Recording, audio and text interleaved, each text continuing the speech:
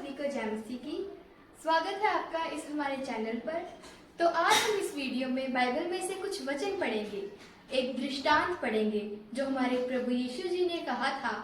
तो आज हमारे बाइबल स्टडी ट्यूशन के कुछ बच्चे हैं जो इस दृष्टांत को एक मॉडल के द्वारा पेश करेंगे।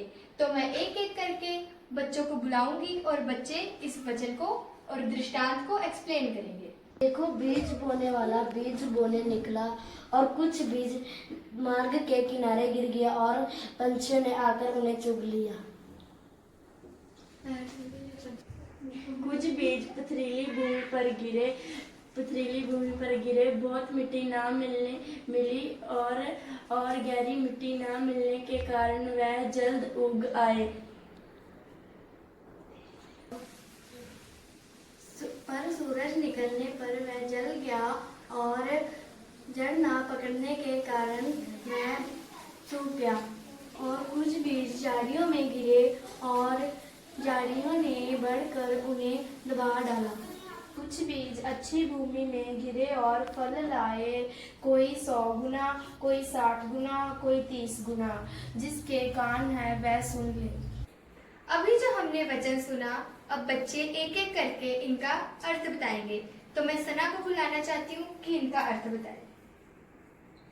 जो कोई राज्य का वचन सुनकर नहीं समझता, उसके मन में जो कुछ बोया गया था उसे वह दुष्ट आकर छीन ले जाता है। यह वही है जो मार्ग के किनारे बोया गया और जो पथरीली भूमि पर बोया गया।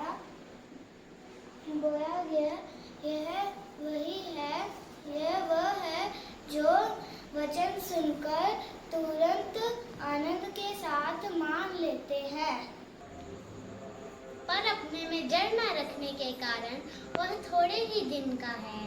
और जब वचन के कारण उपद्रव और कलेश होता है तो ठोकर खाता है।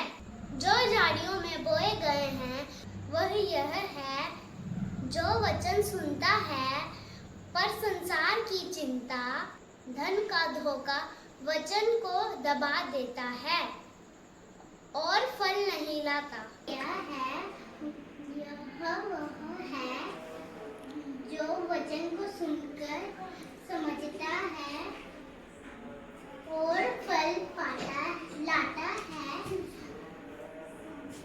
कोई 100 गुना, कोई 60 गुना और कोई 30 गुना। तो बच्चों ने ये प्रोजेक्ट बनाया था, बहुत ही सुंदर बच्चों ने इसको वचन को बताया।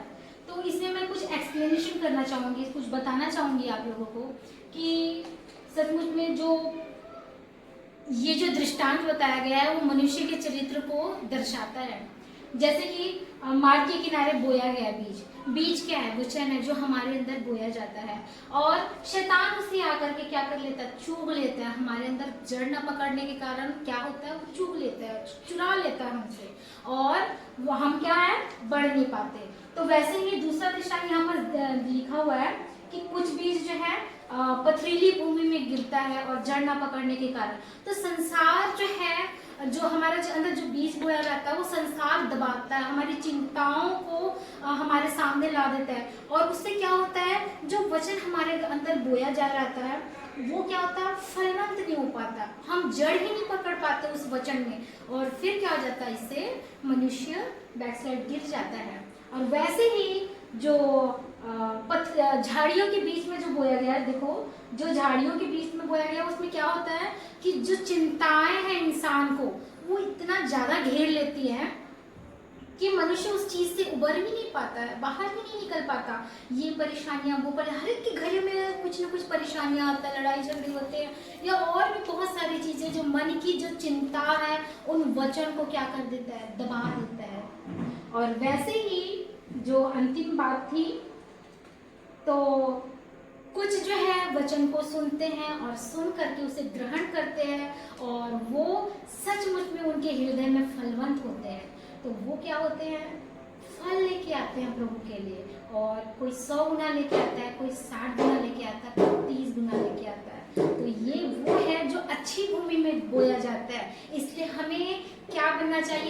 अच्छा भूमि के जैसे बनना चाहिए, अपने हृदय को नम्र और दीन बनाइए। तो जो बीज बोने वाला है, बीज जब बोने जाता है तो सबसे पहले उसको हल चलाता है उस भूमि पे, क्योंकि उसकी जो मिट्टी होती है उसे लूज करने के लिए, उसे नरम बनाने के लिए। तो वैसे ही हमारे जो हृदय है, अगर हमारे अंदर बीज बोया जाएगा तो सबसे पहले प्रभु की ओर ध्यान करना है। और ध्यान करने से क्या है, हम अपने आप को हम्बल, नम्र और दीन करेंगे प्रभु के सामने। और फिर जब बीज बोया जाता है तो वो 100 गुना फल लेके आता है। अन्यथा अगर हम प्रभु के सामने अपने आप को नम्र और दीन ही नहीं बना पाए हैं तो फिर प्रभु का वचन हमारे जीवन में कैसे काम करेगा, वो नहीं कर पाएगा। वरना हमारे जो बाकी उदाहरण है जो देखे गए हैं उसके अनुसार से जीवन हो जाएगा। अगर हमें 100 गुना, 60 गुना, 30 गुना फल लेके आना है तो हमें इसी तरह से प्रभु में आगे बढ़ना है और अपने आप को नम्र और दीन, प्रभु में पूरा समर्पण जीवन जीना है, तभी हमारे अंदर वो फल आ सकते हैं।